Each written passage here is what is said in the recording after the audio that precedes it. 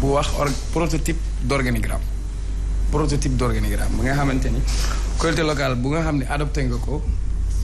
si moom ngay sukkandiku maintenant am na collectivité locale yoo xam ni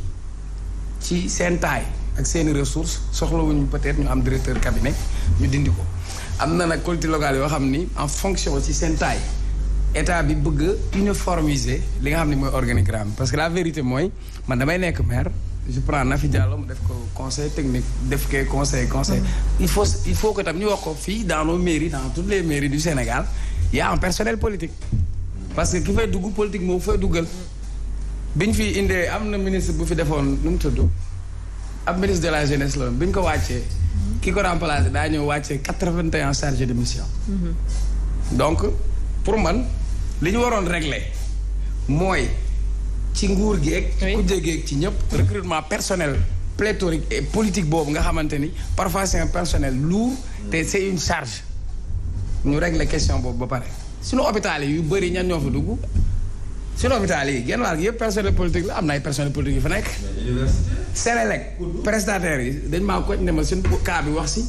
parce que dafa am personnel bu ñu leen indil boo xam ne jànguñu mbir mi mënuñu ko mais indi nañ leen fa toog nga fii waa ji ne man suñu ma defoon DG Sénégal yéen ñëpp naa leen wutal xëy c'est comme ça qu'on fonctionne maintenant pour man mairie démembrement de l'État la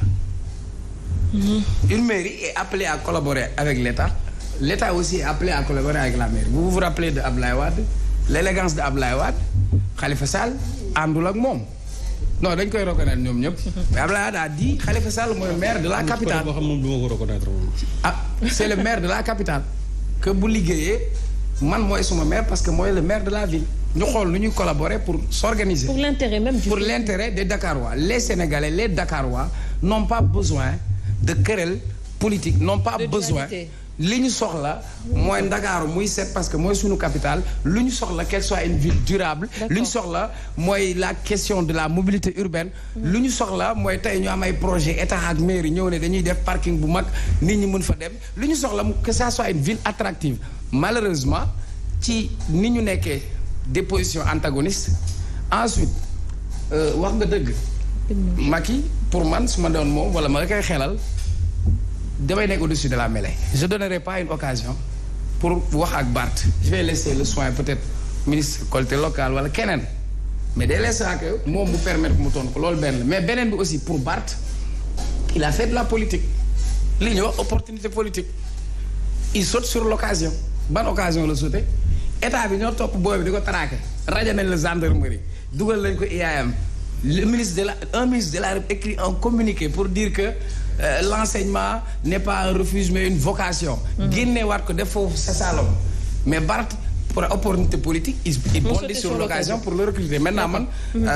quoi qu'il en soit il faut que yenn principe yi ñu wàccee ko politique la bu politique jotee ngeen politique mais bu fekkee liggéeyal Sénégal rek moo leen tax a jóg muy Barth muy Macky Sall il faut qu'on parvienne à se retrouver pour l'intérêt des Dakarois. D'accord alors ñu dugg ci justement les élections législatives gis nañ ko coow lu bëri lool entre les coalitions investitures yi entre autres ñu gis benn alliance muy Yewwi Askan Wi ak Wallu Sénégal déjà alliance boo xamante ne am na sénégalais yu bëri yu mu bett même si yenn analystes politiques yi bettu leen on va peut-être revenir sur sa alliance boobu gis lu mu jur fii ci Dakar par rapport à la liste de Yewwi Askan Wi bi ñuy menacé de forclusion qu'est-ce qui se passe à l'intérieur déjà ñu dégg Cheikh Bara Dolly Mbacké wax carrément ne que guerre de positionnement moom moo waral lii yëpp bi ñuy dugal liste bi xamoon nañ ne que amul woon parité bi n'était pas respectée mais pourtant ku nekk dafa campé woon ci sa décision comment comprendre tout ça Nafi merci beaucoup daf may reetaan lool sax parce que quand même Cheikh Bara Dolly dafa mer rek moo tax muy wax mais moom du woon nekkul woon sax ci négociation yi porté wu ko woon dafa mer c'est-à-dire kon li mu wax amul alors non parce que yow boo demee yóbbu nee na dañ doon naxe xamoon nañ ni ñetti góor la mais yow boo yóbbu ci DGE sa extrait de naissance da ciy nekk wala sa carte d'identité booy déposer par exemple dossier bu nekk bu ñu jëlee Omar Talla mi day am soit la copie certifiée bu ñu kii de son de sa carte d'identité en sus de casier judiciaire am xanaa loolu dinañ gis waaw dépôt de candidature yi mais boo koy dem déposer yooyu dossiers yi da nga koy yóbbaale donc tey jii xam nga lu ma bëgg a xam mooy nan nga mënee ne ñun ñoo ko tey Pala Samb et cetera les deux alliances ñoo ko tey pour def ko xam nga loolu dafa mer rek mais en fait à l'origine man xam naa ni mënuma sore ci Yewwi ce qui s'est passé parce que quand même ku jàngul sax xam nga ni mandataire départemental bi wala mandataire national mooy déposer liste wàllu munta déposer munta fabriquer munta joxe listu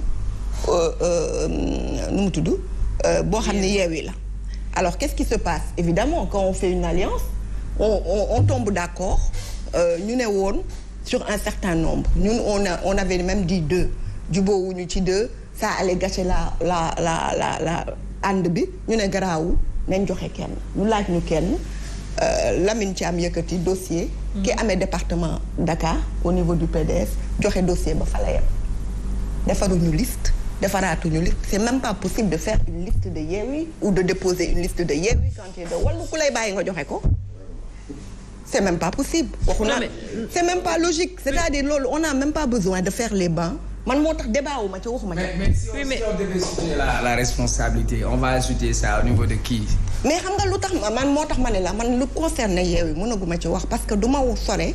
ci sama analyse di yàq xaw ma la ñuy communiquer ëllëg xaw ma lan moo xew. exactement ce qui se passe donc man je suis très sincère avec vous je vais pas aller aujourd'hui tenir une communication alors que Yewwi ne tient pas cette communication ëllëg ma yàqale parce que xaw ma lu fa est-ce que guerre de positionnement xaw ma lu fa xew mënul nekk parce que ñun ñu est-ce que tamit amul en quelque sorte. non nu muy amee qu'est-ce qui se passe quand on est allé négocier on s'est assis on a négocié ñu ne fii ngay jël ñu ne ñun wàllu fii la ñuy jël ñu waxtaan ba ñu dispatché département yi ñu ne département bi temps la ñuy jël ils sont plus nombreux que nous leur alliance est beaucoup plus large que la nôtre nous c'est avec Mamadou Lamine Diallo tout simplement ñu ne lii ak lii nii la ñuy def am na négociation yoo xamante ni man d'accord ma ci mais dañu nangu loolu à la veille dañ ko nangu pour ne pas que alliance bi éclater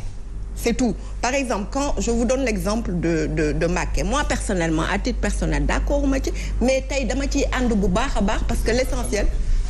non xam nga nombre députés yi man à mon sens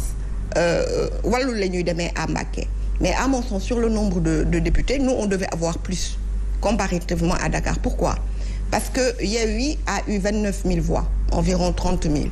le PDS wàllu à l'époque les locales a eu 20 000 voix Cheikh Bara Dolly avec Bokk Gis Gis a eu 15 000 voix il est venu nous rejoindre mi ngi suñu liste wàllu docteur Niane a eu 10 000 voix waaw il est 15e xaw ma 14e sur notre liste. il fait 55 000 donc ñun ñoo war a logiquement ëppale mais yooyu yëpp c'était pas le moment nous ce qu'on voulait c'était la possibilité d'offrir cela la possibilité aux Sénégalais de voter pour l'opposition parce que dañuy gis ci département yu bëre bu ñu ci àndee dañuy raw lu bëre Benno Bokk Yaakaar donc c'était le but ultime au dernier moment demoon ne ñu ne nañ ànd loolu nañ nangu n'importe enfin l'essentiel nañ ànd ba nga xamante ni opposition bi pour une fois dina am au moins un début d'alliance parce que c'est pas une coalition. mais ànd boobu tamit qu'est-ce que ça a créé parce qu'on a l'impression que ça a créé beaucoup de frustration ci seen coalition. non ñun suñu coalition du frustration ànd bi loolu indiwu ko ça a été salué systématiquement li indi mooy investiture yi ci liste nationale. je vous explique au PDS comment ça se passe département yi ñoom c'est la base qui choisit c'est le militant PDS noonu la ma sa doxee ñooy réunir tànn ñuy dem ci liste départementale mooy les structures horizontales c'est eux qui choisissent c'est la base qui choisit mais la liste nationale ñun Ablaye Wade secrétaire général la ñu mës a wax moom mooy tànn en fonction des fédérations verticales mooy ñan mooy femme mooy FNCL mooy jeune moo tax ñun toujours ngay gis commission féminine du génn ci 5 premières yi ngay gis des jeunes filles à l'Assemblée nationale dañu am place dévolue fédération des femmes Woré Sarr ñoom Woré Sarr am place dévolue loolu c'est le secrétaire général mooy def noonu selon les alliés selon les trucs def liste nationale mais au niveau des départements c'est les gens qui choisissent il y a beaucoup de gens aujourd'hui qui parlent avant alliance bi ñoom ñëpp dañ ne woon dañ lay laaj yow fan nga bëgg dem par exemple département Pikine tànn Saliou PDS ñu ne Saliou la ñu tànn mais dañuy laaj Saliou national nga bëgg dem wala départemental bu boobaa boo nee national boo ñëw bu ñuy indi sa liste ci commission d'investiture bi dañ koy noter